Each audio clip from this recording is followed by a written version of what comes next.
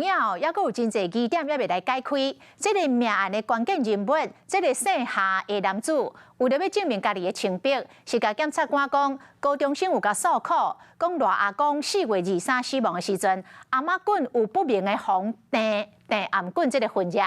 高中生讲，伊看到了后震惊这个赖家的人可能会对伊不利。高中生渴望有一个所在，互伊温暖，才会去这个姓夏的地政署助理的厝。不过厝边讲，这个赖阿公平常时身体就无好，听讲当天是伫疫情跋倒来死亡。赖姓阿公和高中生两个人坐伫椅仔顶悬，对着镜头微微笑，看得出来感情真正有够好。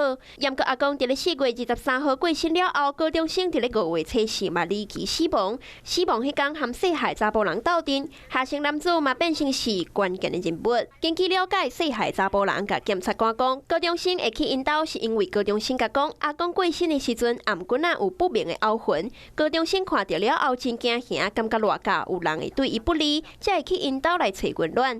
严格安尼讲法，疑点真多。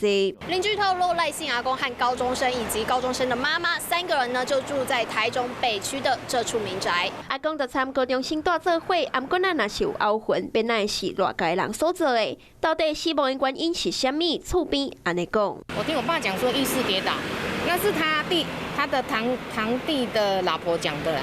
啊，就几号车来，早时来，啊，就车去，啊，就刷去啊。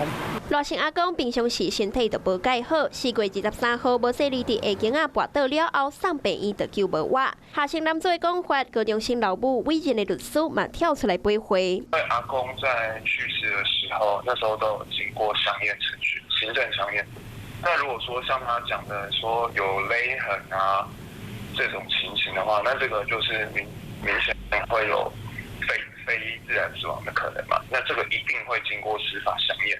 好，那个阿公去世的时候没有经过司法详验，就是单纯很简单的一般的行政详验，医院开出证明书。律师强调，阿公过身的时阵有进行验尸，证明是自然的死亡。那夏姓男子的讲法到底是真也是假，阁爱等检察官进一步来调查。